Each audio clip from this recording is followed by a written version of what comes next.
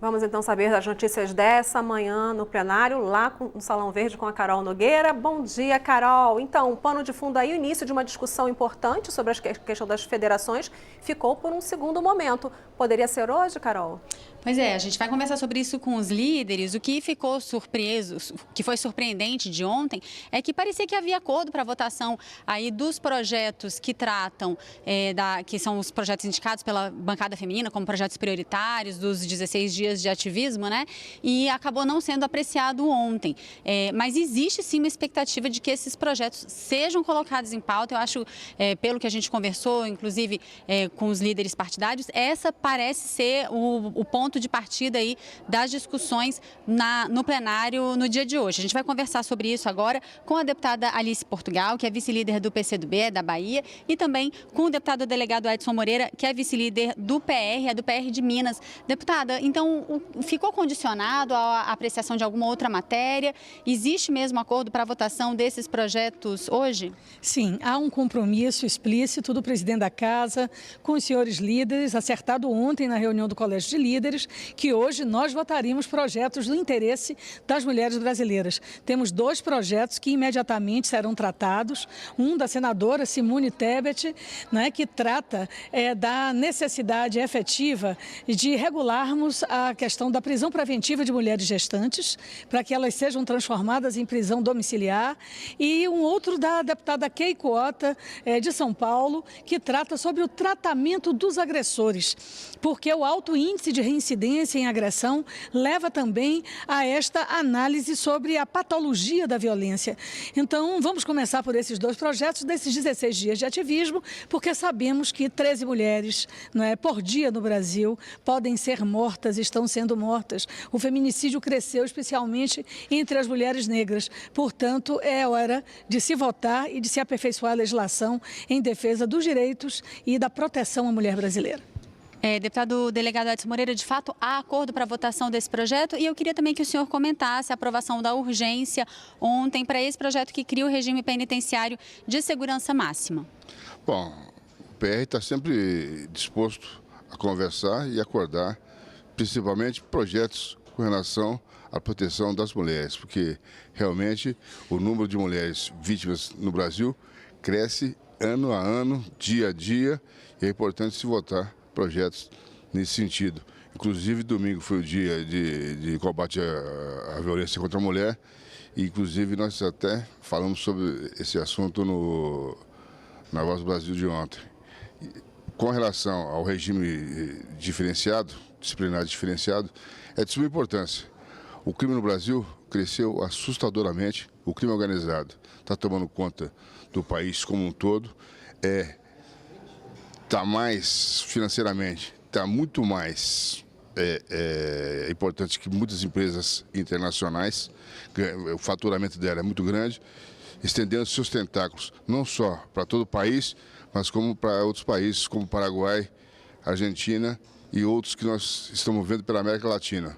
Então, esse regime disciplinar diferenciado para separar esses líderes é muito importante, porque de dentro dos presídios eles estão comandando toda uma perseguição de crimes em cadeia, inclusive administrando o tráfico e o uso de drogas, que explodindo caixas eletrônicas, fazendo caixa para trazer a droga, e eles coordenam completamente, inclusive a interceptação de carros fortes e empresas financeiras. É importante exatamente se tratar desses 2 temas importantíssimos para combater a violência no nosso país, principalmente proteger as nossas mulheres. Deputada Alice, ontem também teve muita polêmica na discussão de um outro pedido de urgência, que era justamente esse tema polêmico que a Vera se referiu no início do jornal e que trata aí da criação das federações partidárias. Do que se trata exatamente esse projeto? Por que tanta polêmica? Olha, todos nós sabemos que o que fizemos no ano passado em relação à reforma política foi algo ainda incompleto, foi uma reforma de alguns itens do nosso sistema político profundamente contestado nas últimas eleições, vide os resultados. E, efetivamente, as federações elas não têm nada a ver com fundo partidário, com fundo eleitoral, com cláusula de barreira. A perspectiva das federações é a perspectiva, não é, de se agregar programas políticos doravante. Não é para trás, é sempre para frente, visando as eleições municipais. Será que algum partido acha que poderá prescindir de alianças para a eleição municipal em 2020? Nós sabemos que isso não será possível. A maioria das agremiações, mesmo as grandes agremiações, podem ter até líderes para serem candidatos a prefeitos, mas para fazer a sua bancada de vereador terá que se alinhar, até para dar apoio a seus candidatos. E a federação é um mecanismo usado no mundo inteiro, que os partidos não perdem a identidade, cada partido tem o seu fundo partidário, cada partido tem o seu índice, mas é possível agregar-se num mecanismo, não é, digamos, de identidade política, e esse mecanismo é a criação de federações. Isso está sendo discutido há mais de 20 anos. E por que é tão polêmico, deputado? Por que ontem foi tão polêmico? Até, inclusive, pelo preâmbulo dessa matéria, que confunde com cláusula ou não cláusula de barreira, não tem nada a ver. A cláusula de barreira que foi estabelecida, não é, 1,5%, 9 estados para fazer deputados federais, ela está consolidada. Ela é gradual. Na próxima eleição, ela já passa de 1,5% para 2% e ela vai crescendo até 3% gradualmente. Isso levará inexoravelmente a uma diminuição do número de partidos no Brasil, mas não por decreto, porque nós temos legendas históricas que ficaram muitos anos na clandestinidade, como a minha, mas que todas as vezes que veio à luz esteve no parlamento brasileiro. Então você precisa dar fôlego a essas linhas de pensamento para se colocarem. Portanto, nada a ver a federação com o que foi atingido ou não atingido na última eleição, e sim para frente, visando especialmente em 2020 as eleições municipais.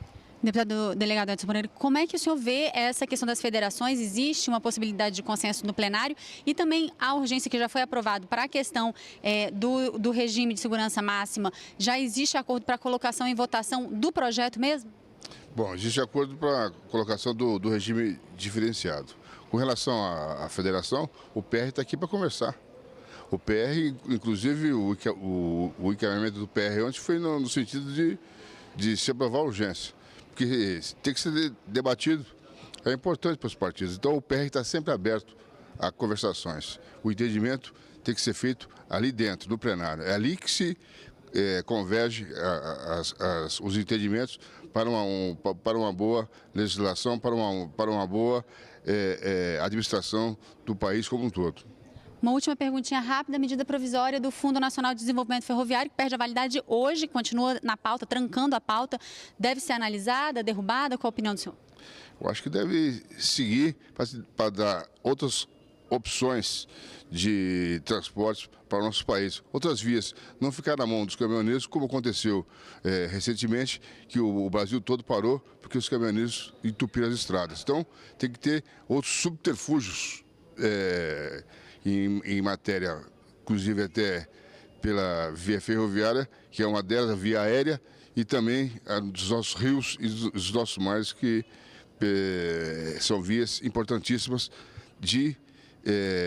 para mandar para fora dos grandes centros os nossos grãos que são colhidos principalmente no Centro-Oeste.